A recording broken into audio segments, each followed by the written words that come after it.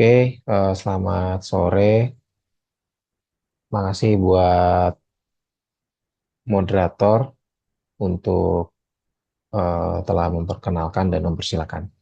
Jadi, terima kasih juga buat SGMI dan teman-teman Untirta ya di sini. Aku eh, dikenalkan ya di Universitas Sultan Ageng Tirta Yasa. Jadi ini buku saya yang awalnya judulnya Kuliah Kok Mahal.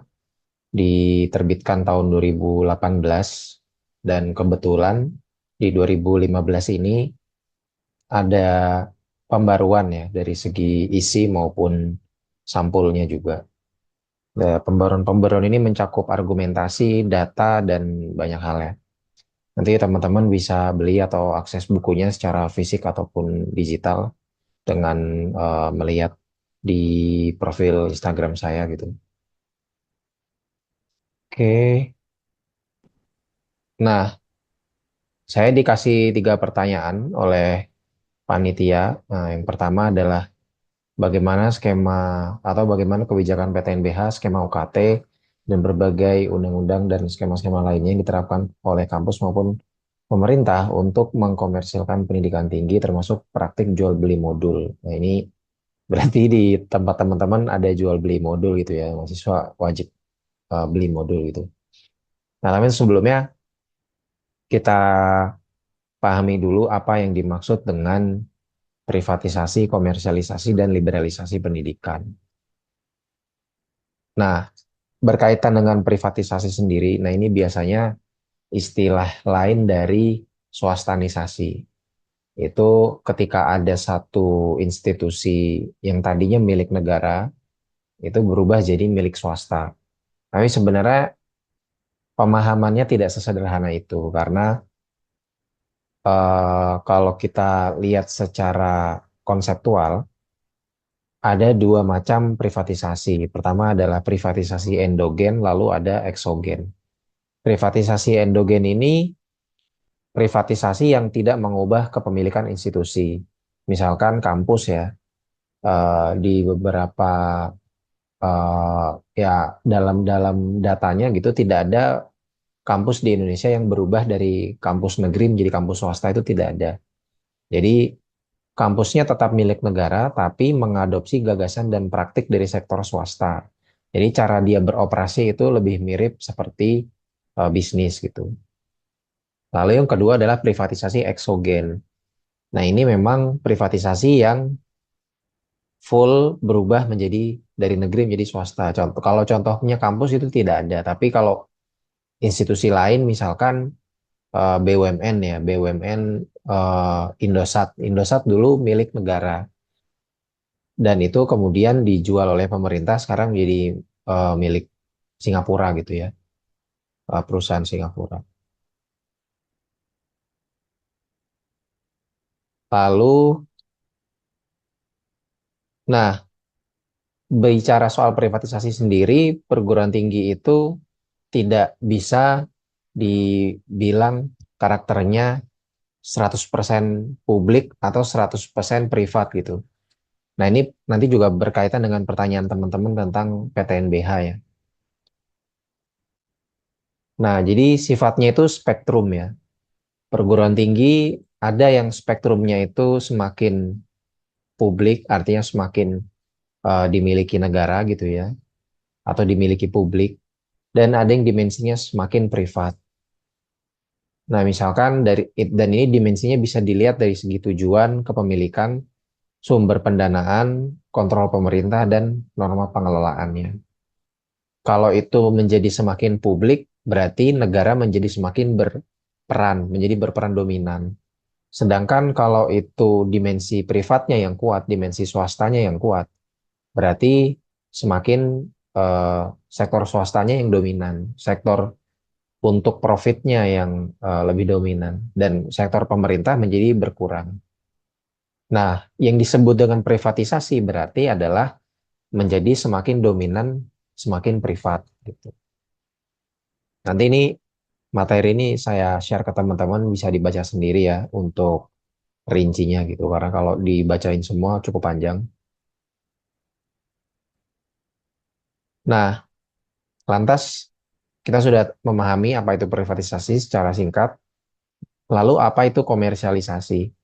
Nah, kalau privatisasi itu berkaitan dengan lembaganya ya, lembaganya atau institusinya.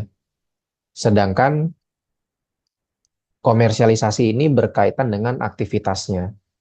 Jadi aktivitas pendidikan itu dikomersialisasikan artinya yang tadinya bukan barang dagangan menjadi barang dagangan. Cirinya adalah ya tentu saja orientasinya untuk mencari keuntungan.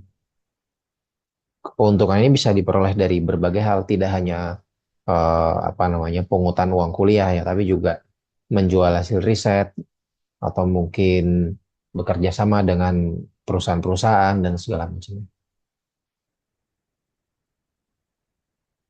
Lalu yang ketiga, apa itu liberalisasi pendidikan?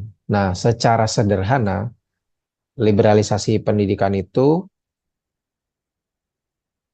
proses diserahkannya pelayanan pendidikan pada mekanisme pasar dan bersamaan dengan itu negara mengurangi anggarannya untuk pendidikan. Jadi negara yang idealnya itu bertanggung jawab atas pendidikan, atas penyelenggaraan pendidikan, pendanaan dan segala macamnya. Nah, ini anggarannya dikurangi, tanggung jawabnya dikurangi sehingga supaya lembaga pendidikan itu bisa berjalan, supaya kegiatannya bisa berjalan, maka mau tidak mau harus menggunakan mekanisme pasar di mana yang bertanggung jawab terhadap pendanaan tidak lagi negara, tapi ya bisa peserta didik, bisa lewat sponsor dan segala macamnya. Nah, ini bisa kita skip. Nah, pertanyaan di awal kan berkaitan dengan PTNBH ya. Nanti di sini kita akan jelaskan apa itu PTNBH dan apa kaitannya dengan kalau di sini saya menyebutnya PTNBH itu merupakan bentuk privatisasi endogen. Nah, kalau teman-teman tadi menyimak privatisasi endogen itu privatisasi yang misalkan kampusnya masih negeri, tapi cara beroperasinya seperti institusi swasta atau seperti perusahaan. Nah, jadi pada kampus-kampus di Indonesia, sebenarnya bukan hanya PTNBH, tapi juga PTNBLU. Ini statusnya masih dimiliki negara, tapi pengelolaannya bersifat otonom, alias dia bisa mengatur dirinya sendiri. Berdasarkan prinsip-prinsip seperti perusahaan, seperti efektivitas, efisiensi, wewenang dalam membuat unit usaha, dan berinvestasi, dan segala macamnya. Nah, ciri dari PTNBH adalah pertama, kekayaan awal yang berupa kekayaan negara itu dipisahkan kecuali tanah. Jadi, sekalipun kampusnya itu milik negara, statusnya itu milik negara, tapi kekayaannya itu dipisahkan dari kekayaan negara, kecuali tanah. Maksudnya gimana? Tanahnya masih tanah pemerintah gitu ya. Tapi kasnya itu udah beda rekening, ibaratnya gitu. Udah terpisah keuangannya. Kasnya udah terpisah, rekeningnya udah terpisah, pembukuan akuntansinya juga udah terpisah. Sehingga kalau mau belanja itu kampus yang otonom PTNBH tidak perlu minta izin ke pemerintah pusat. Dan pemerintah pusat juga tidak bisa mengintervensi keputusan-keputusan internal dari PTNBH, dari kampus yang sudah berbadan hukum. Nah, lalu tata kelola dan keputusan diambil secara mandiri. Lalu ada unit yang menjalankan fungsi akuntabilitas dan transparansi, ada hak mengelola dana secara mandiri, wewenang mengangkat dan memberhentikan sendiri dosen dan tenaga kependidikan. Nah, kalau di kampus-kampus yang bukan PTNBH itu kebanyakan dosennya adalah dosen PNS gitu ya. Dan biasanya memang wajibnya PNS. Nah, di kampus PTNBH ini boleh tidak PNS dan bahkan dalam perkembangannya sekarang itu yang direkrut ya udah tidak lagi PNS gitu kalau di PTNBH, tapi rekrutan internal. Lalu bisa bikin kampus PTNBH juga bisa bikin badan usaha, Yang lazimnya itu biasanya bikin hotel kayak gitu ya. Lalu bikin ada beberapa kampus yang bikinnya mall, lalu ada yang bikin eh, apa namanya? Ada yang bikin bengkel, ada yang bikin usaha riset, ada yang bekerja sama dengan perkebunan, peternakan, dengan pertambangan juga ada segala macam. Dan kampus PTNBH juga cirinya adalah dia bisa membuka, menyelenggarakan dan menutup program studi. Nah, biasanya sebelum-sebelumnya ketika kampus itu belum berstatus PTNBH, wewenang seperti ini tuh hanya dari pemerintah. Jadi harus izin pemerintah. Nah, ini tidak perlu kalau PTNBH. Bisa bikin sendiri. Lalu secara struktur, ini juga berbeda. PTNBH itu badan tertingginya ada Majelis Wali Amanat, lalu ada Dewan Audit, Senat Akademik, unsur pimpinan, rektor dan wakil rektor, dan ada unsur-unsur yang lain. Sedangkan di kampus yang bukan PTNBH ini tidak ada Majelis Wali Amanat, tapi sisanya ini hampir sama. Jadi Majelis Wali Amanat itu adalah unsur dari perwakilan dosen, rektorat, pemerintah dan unsur masyarakat gitu ya. Namun unsur unsur masyarakat di sini bukan masyarakat dalam artian masyarakat sekitar, tapi biasanya itu tokoh-tokoh elit ya, baik itu misalkan menteri, bupati atau konglomerat kayak gitu, atau tokoh-tokoh masyarakat yang ya apa namanya tokoh nasional gitu ya.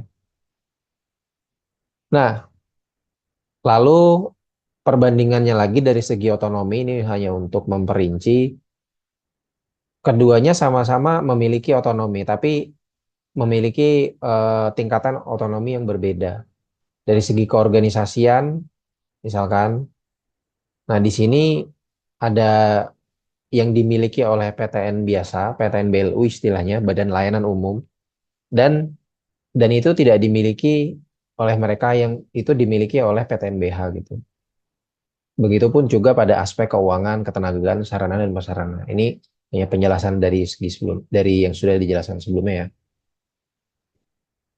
Nah, jadi PTNBH itulah kalau kita mau melihat privatisasi itulah wujud yang paling terlihat ya dari privatisasi pendidikan. Lalu juga kita membahas mengenai UKT gitu. UKT itu sendiri adalah bentuk dari komersialisasi pendidikan ya. Dan ada beberapa masalah di dalam UKT karena UKT itu dalam sejarahnya, mungkin aku close dulu, aku buka halaman bukuku.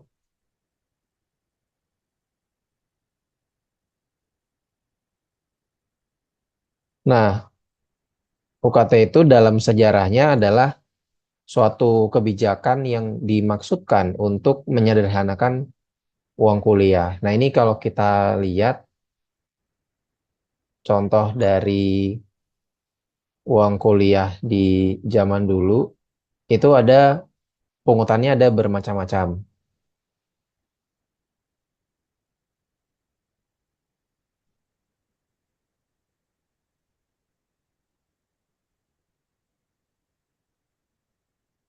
Nah, jadi dulu tuh ada SPP, lalu ada uang gedung, uang praktikum, uang SKS, uang wisuda, dan lain-lain. Itu semua coba disederhanakan dengan istilah UKT ya. Ini sebelum 2013 dan UKT itu setelah 2013. Namun dalam praktiknya ternyata hari ini mahasiswa juga masih dipungut biaya-biaya selain UKT. Ternyata di mahasiswa yang non reguler itu dipungut uang pangkal. Lalu di beberapa kampus mahasiswa yang reguler bahkan dipungut uang pangkal gitu. Lalu praktikum ada yang masih bayar, begitu pula dengan lain apa untuk kegiatan-kegiatan lainnya ya.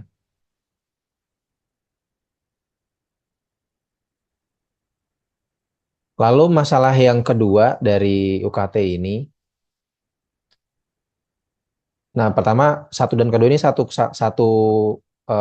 hubungan ya. Mahasiswa membayar komponen yang tidak seharusnya, karena mahasiswa harusnya bayar UKT. yang terjadi adalah mahasiswa membayar pungutan-pungutan di luar UKT. Mungkin nanti teman-teman bisa sambil cerita pungutan apa aja yang terjadi di kampus kalian gitu ya. Dan juga ada pungutan uang pangkal IP yang seharusnya ini sudah tidak ada karena di dalam sistem UKT itu semua sudah disatukan. Lalu ada pergeseran rumus UKT. Nah, ini yang menarik ya, pergeseran rumus UKT. Nah, jadi di dalam sistem UKT itu sendiri ada rumus di mana dalam menentukan nominal UKT, rumusnya adalah UKT sama dengan BKT dikurangi BUPTN. Nah, ini gambarnya. Ini dari Kemendikbud sendiri, bahan presentasinya. UKT sama dengan BKT dikurangi BUPTN. Apa itu BKT? Apa itu KT? Bedanya apa? UKT adalah uang yang kalian bayar ke kampus ya, uang kuliah tunggal setiap semester ya. BKT itu adalah keseluruhan biaya operasional. Jadi anggaplah apa namanya, misalkan ibu atau orang tua kalian mau bikin kue. Nah, biaya keseluruhan untuk bikin kue itu katakanlah 50.000. Lalu eh, sebagian dibayarkan oleh ibu, sebagian dibayarkan oleh bapak, misalkan. Nah, katakanlah bapak ini membayarkan 20.000 dan ibu membayarkan 30.000. Nah, gambaran seperti itu bisa kita coba refleksikan bahwa UKT itu hanya membayar untuk sebagian dari BKT, hanya untuk membayar sebagian dari biaya untuk membuat roti tadi, karena sebagiannya lagi itu dibayari oleh pemerintah lewat suatu biaya yang namanya BOPTN, Bantuan Operasional Perguruan Tinggi Negeri. Dan jadi rumusnya seperti ini, BKT sama dengan BOPTN plus UKT, atau kalau dibalik, UKT sama dengan BKT dikurangi BOPTN. Jadi mahasiswa tuh hanya diwajibkan untuk membayar sebagian dari biaya operasional. Jadi misalkan biaya listrik di kelas gitu ya, katakanlah di dalam satu gedung misalkan per bulan 1 juta. Nah, itu idealnya tidak mahasiswa kalau membayar ya tidak full 1 juta, tapi karena sebagiannya lagi dibayari oleh pemerintah. Nah, namun setelah dalam waktu-waktu berikutnya aturan ini udah nggak berlaku kayak gitu. Jadi di dalam perumusannya hanya disebutkan, nah ini misalkan di dalam aturan UKT tahun 2016 disebutkan bahwa UKT ditetapkan dengan memperhatikan BKT.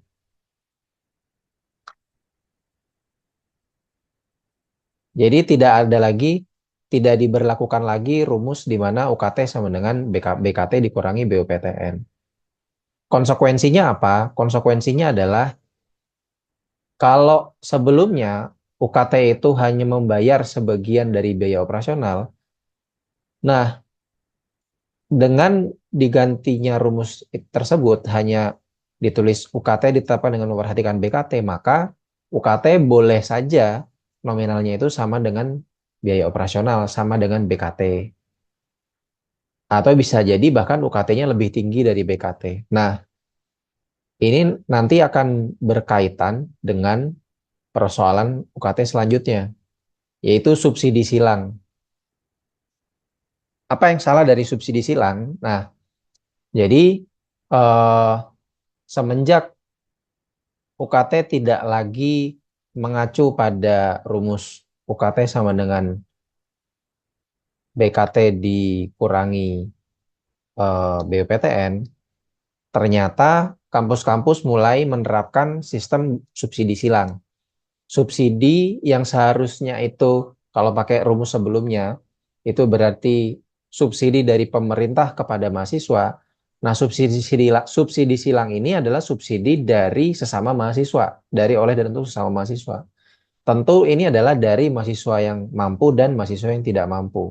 Nah, ini dan statement ini dan proposisi ini menjadi lebih valid karena pimpinan-pimpinan kampus juga menyatakan ini di media, misalkan di UGM ya. Dia bilang bahwa 30% mahasiswa dari keluarga mampu di UGM memberi subsidi kepada mahasiswa dari keluarga tidak mampu. Atau di UIN Syarif Hidayatullah nih yang di mana ya? Ciputat berarti ya. Sama. Rata mahasiswa UIN Jakarta mendapatkan UKT level 3 sampai 5. Lalu ada kelompok 1 sampai 3. Ini yang disubsidi. Lalu ada level 4 yang membiayai diri sendiri dan level 5 sampai 7 yang mensubsidi mahasiswa lain. Begitupun di kampus di Universitas Nusa Cendana Kupang. Ini juga sama. Mekanismenya seperti sama. Kalau kita bayangkan sepertinya tampak adil gitu ya. Seperti gotong royong gitu ya. Mahasiswa yang UKT-nya tinggi mensubsidi mahasiswa yang UKT-nya lebih rendah. Tapi itu hanya bisa terjadi secara ideal jika jumlah mahasiswa yang menyubsidi dan yang disubsidi itu tidak timpang. Nah, sekarang bayangkan teman-teman, misalkan ada satu kampus yang mahasiswanya kita sederhanakan ada 100 orang. Terdiri dari 90 mahasiswa yang kaya dan 10 mahasiswa miskin. Tentu mensubsidi 10 mahasiswa yang miskin ini akan lebih mudah. Karena apa? Karena yang kaya ada 90. Tapi jika situasi ini tidak terjadi, katakanlah ada 20 mahasiswa kaya dan sisanya 80 mahasiswa miskin, maka subsidi silang ini tidak akan bekerja gitu. Karena terlalu sedikit mahasiswa yang kaya dan terlalu banyak mahasiswa yang ekonominya lemah. Dan untuk kampus-kampus apa namanya, bukan kampus-kampus besar gitu ya, kampus-kampus kecil atau menengah, biasanya yang paling banyak populasi mahasiswanya itu mayoritas adalah mahasiswa dari kelompok menengah kayak gitu. Dan sangat sedikit sekali mahasiswa dari kelompok kaya, sedangkan yang kurang mampu juga masih ada banyak. Biasanya ada bantuan dari beasiswa bidik, ada KIP segala macamnya. Tapi jumlah itu tidak bisa, seringkali tidak bisa mengcover seluruh populasi mahasiswa yang kurang mampu. Akhirnya apa yang dilakukan oleh kampus? Yang dilakukan oleh kampus adalah mahasiswa-mahasiswa yang menengah ini kemudian dikenakan UKT yang tinggi gitu. Mungkin banyak dari teman-teman dapat cerita atau bahkan mengalami ada yang orang tuanya PNS, tapi bukan PNS golongan eselon gitu ya, PNS golongan biasa-biasa aja. Dan itu dia dikenakan UKT golongan yang tinggi hanya karena statusnya PNS. Padahal SK-nya barangkali SK PNS-nya itu dijadikan jaminan utang kayak gitu untuk nyicil rumah dan segala macamnya. Itu seringkali terjadi kayak gitu. Jadi mahasiswa-mahasiswa yang orang tuanya berada di golongan tengah itu dipaksa untuk dikenakan UKT golongan tertinggi kayak gitu karena sistem subsidi silang ini kayak gitu itu tidak berlaku apa namanya secara ideal karena realitasnya itu tidak bisa bisa bisa seperti itu gitu karena eh, kampus juga tidak bisa menebak di tahun sekian ada berapa banyak mahasiswa yang mampu dan berapa banyak yang tidak mampu, ada berapa banyak yang berada di tengah-tengah. Kalau mereka lolos seleksi akademik ya sudah pasti akan diterima kayak gitu. Kalau kemudian kampus dapat mahasiswanya yang mahasiswa mampu itu ada banyak, ya kampus akan bersyukur karena tidak ada gejolak kayak gitu ya. Nggak ada orang yang ngajuin keringanan, ngajuin penyesuaian, ngajuin banding UKT, minta UKT-nya diturunkan atau dikurangi. Tapi ketika kampus itu yang mendapati penerimaan di mana mahasiswa yang menengah ataupun yang tidak mampu ini sangat banyak, maka kampus otomatis akan kesulitan kayak gitu. Dan dia terpaksa untuk ya tadi yang tengah dibikin UKT-nya tinggi supaya ya dipaksa bayar mahal. Atau kalau yang sangat jahat sekali ya mahasiswa yang kurang mampu dikenakan UKT yang tengah. Ini kan yang harusnya justru dibantu malah dikenakan UKT tengah. Ini juga itu juga sering terjadi gitu. Nah, tadi mana ya?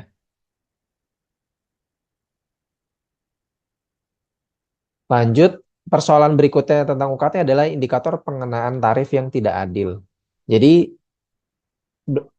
meskipun UKT itu katanya sistem yang berkeadilan karena ada golongan-golongan gitu ya. Maksudnya yang mampu dapat golongan tinggi, tidak mampu dapat yang golongan rendah. Tapi sayangnya indikator pengenaannya itu tidak transparan gitu. Banyak mahasiswa yang tidak tahu setelah dia menginput data-data, kenapa kok dikenakan UKT yang tinggi gitu. Apa sebenarnya indikatornya? Ada beberapa kampus yang mengenakan indikator yang lebih rinci, tapi ujung-ujungnya tetap mengalami persoalan yang sama karena banyak permasalahan kayak gitu ya. Nah, nanti teman-teman mungkin bisa cerita gitu, bagaimana pengenaan indikator, pengenaan tarif UKT, indikatornya seperti apa di kampus kawan-kawan ya. Lalu setelah kita memahami tadi privatisasi, komersialisasi, berikutnya kita akan perlu memahami juga apa itu neoliberalisasi pendidikan tinggi. Nah, ini adalah skema yang di dalamnya terdapat komersialisasi dan privatisasi gitu. Jadi kalau teman-teman ingat, barangkali di sini ada maba juga ya.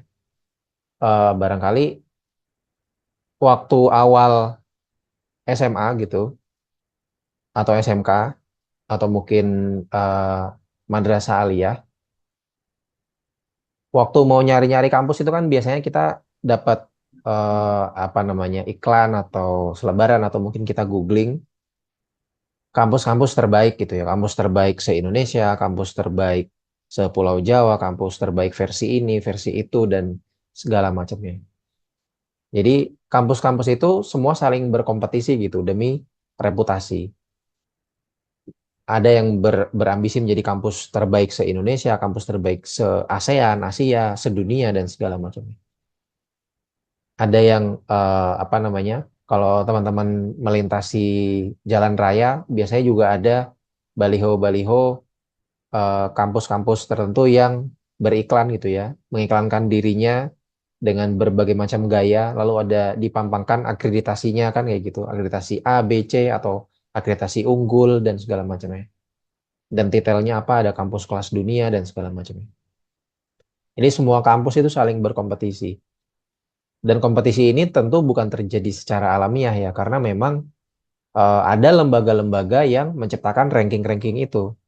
Misalkan kalau teman-teman cari tahu, ternyata sebenarnya dan ini juga ada di buku saya, lembaga-lembaga yang memperingkatkan kampus-kampus itu ternyata bukanlah sebuah katakanlah lembaga resmi seperti UNESCO gitu ya, seperti PBB atau apapun itu. Pada dasarnya mereka adalah perusahaan swasta gitu, perusahaan konsultan pendidikan yang menciptakan ranking-ranking. Nah, ranking-ranking ini tentu tidak muncul begitu saja, tapi ada indikatornya juga. Misalkan kampus yang terbaik adalah kampus yang banyak risetnya, banyak jurnal ilmiahnya. Lalu kemudian ada mahasiswa-mahasiswa internasionalnya, jadi ada internasionalisasi, ditunjang oleh fasilitas-fasilitas tertentu gitu segala macam. Nah, maka kampus-kampus ini setelah berkompetisi untuk bisa menang, mereka harus memenuhi indikator dalam akreditasi dan ranking.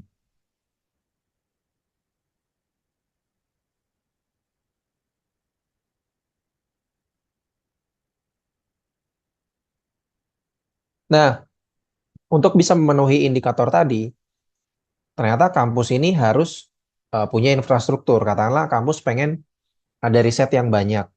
Tentu kampus harus membangun fasilitas yang memadai juga, seperti misalkan laboratorium, lalu kemudian perpustakaan yang berlangganan banyak jurnal, atau mungkin membangun apa namanya ruang-ruang praktikum yang lebih banyak kan kayak gitu. Atau membangun gedung-gedung perkuliahan baru segala macam. Membangun kelas-kelas baru karena perlu internasionalisasi berarti perlu ada kelas internasional misalkan. Dan karena perlu infrastruktur, maka dia juga butuh pembangunan, ya kan? Butuh pembangunan. Kan nggak bisa fasilitas itu dibangun dengan sendirinya, dia perlu pembangunan. Pembangunan tentu butuh pendanaan yang besar, sedangkan anggaran dari negara itu terbatas. Maka solusinya gimana? Kampus diberikan otonomi, diberikan hak untuk mencari uang sendiri. Supaya apa? Leluasa menaikkan uang kuliah dan menjalankan unit bisnis. Jadi kampus boleh bikin bisnis, kampus boleh memungut kepada mahasiswa sesuka hati kayak gitu ya. Uang kuliah dinaikkan dan seterusnya. Nah, setelah uang ini terkumpul, maka pembangunan bisa digencarkan. Semakin ketat kompetisinya, maka akan semakin gencar pembangunannya. Misalkan kampus sebelah udah punya rektoratnya udah punya lift, oke kita bikin lift. Kampus sebelah udah punya air mancur, oke kita bikin air mancur. Kampus sebelah udah punya danau, kita belum punya, kita bikin danau. Jadi ada salah satu anekdot juga ya. Jadi ciri dari kampus besar dan kampus kecil adalah kampus PTNBH dan kampus yang bukan PTNBH adalah biasanya itu kampus besar itu punya air mancur gitu ya. Punya air mancur dan punya danau. Kalau belum punya itu biasanya nggak akan dianggap kampus besar. Coba aja cek ke teman-teman ya di kampus-kampus PTNBH biasanya punya itu. Dan menuju PTNBH biasanya kampus-kampus membangun itu. Nah, ketika pembangunannya sudah digencarkan, punya infrastruktur, bisa memenuhi indikator, akhirnya reputasinya meningkat, rankingnya naik, akreditasinya juga semakin bagus. Akhirnya dampaknya apa? Minat pendaftaran mahasiswa baru juga meningkat. Jadi teman-teman yang di SMA, SMK atau madrasah aliyah, akhirnya ketika dia googling kampus yang terbaik kayak gitu segala macam, oh ketemu nih kampusnya, ya kan, rankingnya tinggi, reputasinya bagus segala macam, akreditasinya bagus. Akhirnya dia minat daftar di situ. Nah, kampus yang eh, minat mahasiswanya tinggi, maka posisi tawarnya juga semakin tinggi. Dan ini hukum supply and demand ekonomi berlaku. Ketika ketersediaan bangkunya terbatas, sementara yang berminat banyak, maka kalau uang kuliahnya ikut naik, ini menjadi hal yang wajar-wajar saja gitu, karena yang minat ada banyak. Nah, maka uang yang terkumpul juga akan semakin banyak. Gunanya apa uang-uang ini ketika terkumpul semakin banyak? Untuk bisa sebagai modal untuk berkompetisi lagi. Kompetisi lagi antar kampus. Untuk memenuhi indikator akreditasi dan ranking lagi. Yang ini perlu infrastruktur, maka pembangunan lagi, ya kan? Nyari dana lagi, naikin reputasi lagi, ngumpulin uang lagi, dan seterusnya ini bagaikan siklus yang tidak berakhir kayak gitu. Apa jadinya jika satu siklus ini tidak berjalan lancar? Misalkan apa? Kampus perlu infrastruktur, butuh pembangunan, butuh pendanaan besar, lalu katakanlah kampus tidak menaikkan uang kuliah, kampus tidak membuka unit bisnis. Apa yang akan terjadi kalau kampus tidak mencari uang sebanyak-banyaknya dan tidak membuka unit bisnis dengan meraup banyak uang, maka anggarannya akan semakin kecil, kas kampus akan semakin kecil, pembangunannya tidak berjalan, infrastrukturnya minim, ya. Lalu dia terhambat untuk memenuhi indikator akreditasi dan ranking. Akhirnya kalah kompetisi, ya kan? Yang tadinya ranking 10 turun jadi 20, turun lagi jadi 50, turun lagi jadi 100 dan seterusnya. Lama-lama di kampusnya udah nggak punya nama lagi gitu. Udah nggak punya reputasi, nggak punya ranking. Karena tertinggal dengan kampus-kampus lainnya yang gencar dalam pembangunan, dalam mencari uang dan segala macamnya. Mungkin kalau di kampus negeri ini tidak terlalu berasa ya, karena kampus negeri bagaimanapun masih ada pendanaan dari pemerintah. Tapi kalau di kampus swasta, banyak loh kampus swasta tuh yang mengalami apa istilahnya pilot gitu ya, bangkrut atau sepi minimal, atau bahkan kampusnya itu diakuisisi oleh kampus lain, dibeli gitu, dibeli atau ya diakuisisi ya, kayak gitu. Nah ini yang terjadi dalam skema neoliberalisasi pendidikan tinggi. Jadi udah benar-benar seperti mekanisme pasar gitu ya. Wah ini ngapusnya gimana ini?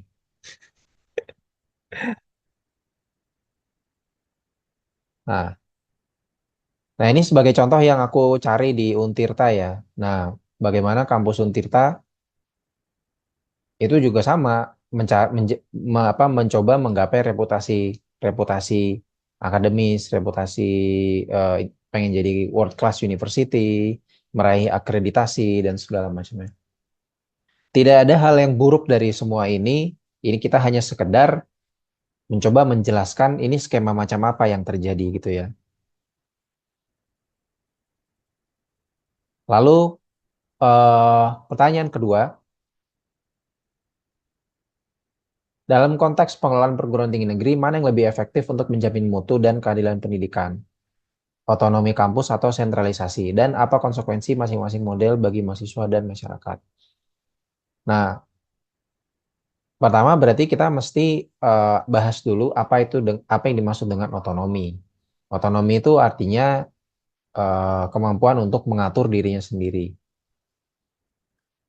Lalu ide tentang otonomi ini sebenarnya sudah lama. Jadi eh, otonomi itu dimaksudkan untuk sebagai alternatif dari kedudukan kampus yang dulunya di masa sebelum reformasi itu hanya menjadi kepanjangan tangan dari pemerintah kayak gitu. Dalam hal ini kementerian. Dan itu dianggap menghambat ya. Maka eh, jalan keluarnya adalah kampus harus diberikan otonomi. Otonominya ini bentuknya ada dua gitu ya. Yang pertama adalah eh, otonomi akademis atau kebebasan akademik, yaitu kebebasan dalam produksi pengetahuan tanpa diintervensi siapapun. Dan yang kedua adalah otonomi institusi atau otonomi pengelolaan kelembagaan. Jadi lembaganya itu harus tidak diintervensi juga. Jadi anggapannya ketika kelembagaannya ini otonom, maka kehidupan akademisnya juga akan menjadi lebih bebas. Nah, otonomi perguruan tinggi sendiri di Indonesia itu dibentuk pada 1998 di apa namanya awal reformasi kayak gitu. Dan itu mendapatkan bantuan dari eh, Bank Dunia kayak gitu, pinjaman Bank Dunia untuk merealisasikan otonomi perguruan tinggi ini sebesar 59 juta dolar Amerika Serikat. Juga dari Asian Development Bank 140 juta dolar Amerika Serikat. Outputnya adalah ya reformasi perguruan tinggi gitu.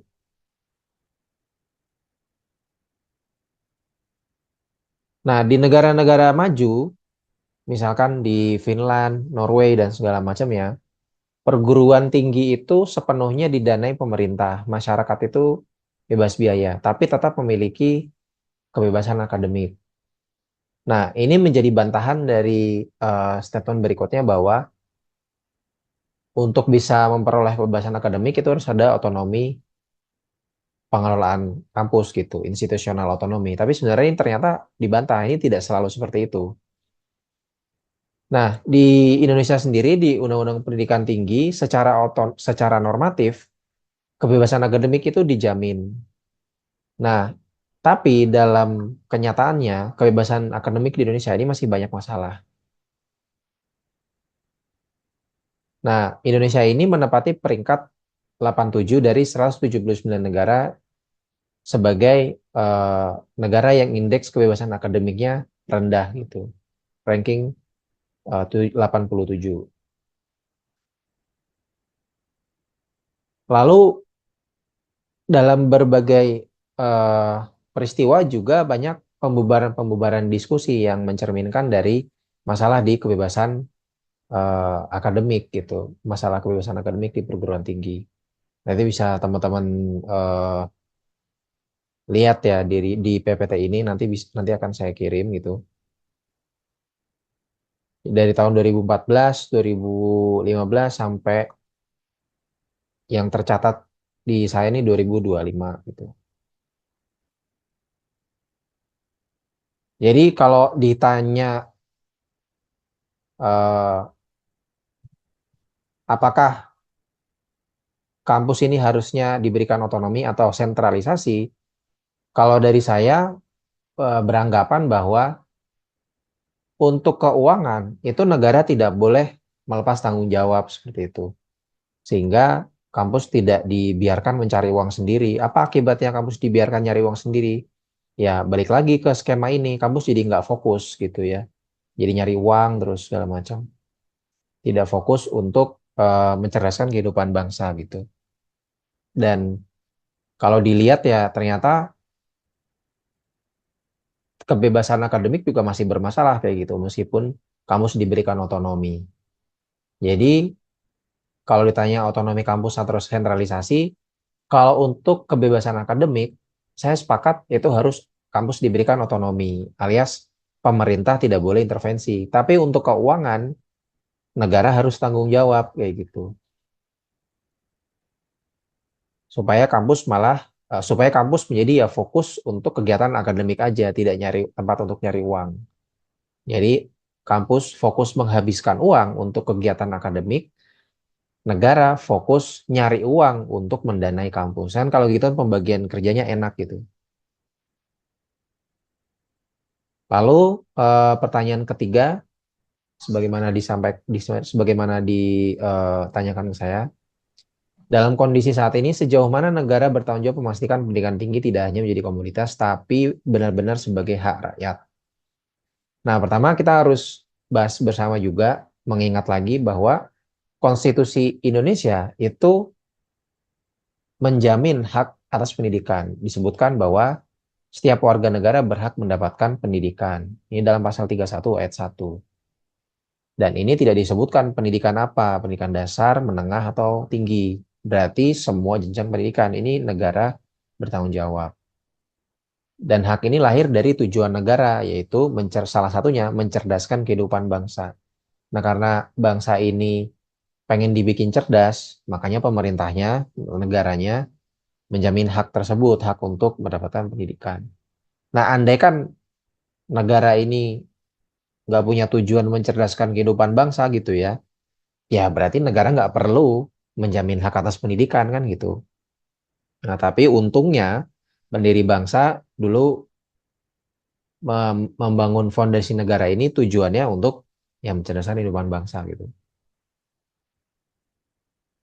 Nah, yang dimaksud dengan mencerdaskan kehidupan bangsa ini dikaitkan dengan ini dalam putusan Mahkamah Konstitusi ya. Interpretasinya mencerdaskan kehidupan bangsa itu dikaitkan dengan fungsi perlindungan, pemajuan, penegakan, dan pemenuhan hak asasi manusia, termasuk hak mendapatkan pendidikan sebagai tanggung jawab negara, terutama pemerintah. Jadi, hak atas pendidikan itu bagian dari hak asasi manusia gitu. Bukan muncul begitu saja. Lantas, bagaimana konsepsi hak atas pendidikan sebagai hak asasi manusia? Maka kita harus mengacu pada aturan HAM internasional yang ini juga diratifikasi oleh pemerintah Indonesia tahun 2005. Diratifikasi maksudnya ya diakui kayak gitu. Berkomitmen untuk menjalankan ini. Disebutkan bahwa pendidikan dasar harus gratis. Ini kita sudah ada. Pendidikan lanjutan apapun bentuknya ini juga harus tersedia dan gratis secara bertahap. Nah, di berbagai jenjang menengah, sekolah menengah banyak yang sudah gratis kayak gitu ya. Meskipun ada beberapa provinsi yang belum di SMA-nya gitu ya. Lalu disebutkan juga pendidikan tinggi harus tersedia secara merata dan juga harus gratis secara bertahap. Nah, ini tahap berarti kalau SD kita sudah gratis, sekolah menengah sebagian gratis, sebagian belum, tapi tentu saja menuju gratis gitu ya, karena wajib belajar 12 tahun gitu kan. Maka tahap selanjutnya harusnya pendidikan tinggi itu juga gratis. Kalau sekarang masih berbayar, maka setidak-tidaknya harusnya murah kayak gitu. Kan gitu. Karena dari berbayar mungkin mahal, lama-lama menjadi terjangkau, lama-lama menjadi murah, lama-lama menjadi gratis. Harusnya gitu kalau secara bertahap ya. Tapi apa yang terjadi? Nah, kita lihat besaran anggaran pendidikan tinggi yang tercermin dari BPTN, Bantuan Operasional Perguruan Tinggi Negeri, ini fluktuatif kayak gitu dan cenderung mengalami penurunan. Kalau teman-teman lihat dari 4 tahun terakhir aja, anggaran tahun 2023 ini 6,4 triliun. 2024 naik, tapi 2025 turun lagi jadi 6,3. 2026 untuk tahun depan ini naik jadi 9,4. Tapi kalau dilihat-lihat secara rata-rata ini penurunan. Karena apa? 2023 sampai 2025 ini untuk 125 kampus. Sedangkan 2026 ini untuk 201 kampus. Artinya secara rata-rata ini ada pengurangan. Yang tadinya rata-rata itu 50-an miliar, 2026 ini turun menjadi 46,7 karena pembaginya lebih banyak meskipun nominalnya juga banyak kayak gitu. Apa dampaknya di kampus-kampus? Nah, kita ambil contoh di beberapa kampus. Nanti untuk kampus Untirta juga ada. Ternyata perbandingan antara uang yang diberikan dari pemerintah dibandingkan dari uang yang diberikan dari mahasiswa lewat UKT, IP dan segala macam ya, uang pangkal dan segala macamnya, itu cenderung lebih banyak uang yang diberikan dari mahasiswa gitu. Misalkan Undip pendapatan dari negara perbandingannya ini kalau di rata-rata ya 30-70 gitu ya, bahkan kurang dari 30 ya. Jadi masyarakat atau mahasiswa ini membayar lebih besar daripada yang dibayarkan negara. Begitu juga dengan di USU, Universitas Sumatera Utara. Ini juga sama ya, 35-65 perbandingannya. 30-an dan 60-an. Persentase rasionya lebih banyak dari mahasiswa atau dari masyarakat lewat UKT, IP, dan pungutan-pungutan lainnya. Di UNJ, nah kalau Undip dan USU ini kan PTNBH. UNJ ini bukan PTNBH ya, PTNBLU.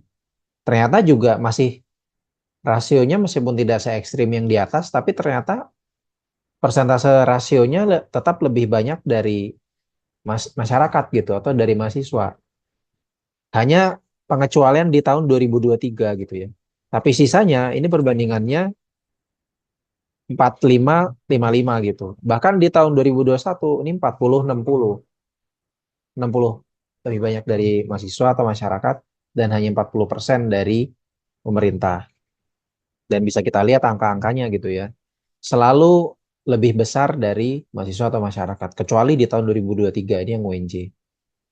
Bagaimana dengan di Untirta? Di Untirta juga sama. Lihat, di tahun 2022 pendapatan, nah saya gambar ya. Nah nih, warna pink. Pendapatan dari negara itu 150 miliar. Sedangkan dari masyarakat itu lebih besar, 171 miliar. Kayak gitu ya. Dari mahasiswa nih, lebih banyak dari UKT, IP segala macam.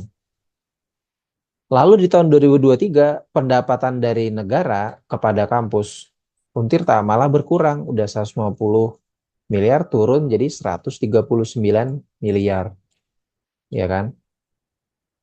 Sedangkan pemasukan dari mahasiswa ini malah meningkat, kayak gitu. Jadi ini adalah bukti bahwa ternyata kita tidak mengalami realisasi progresif menuju pendidikan gratis gitu, malah malah pemasukan malah kontribusi pendidikan dari masyarakat itu secara pendanaan malah lebih besar daripada negara gitu ya.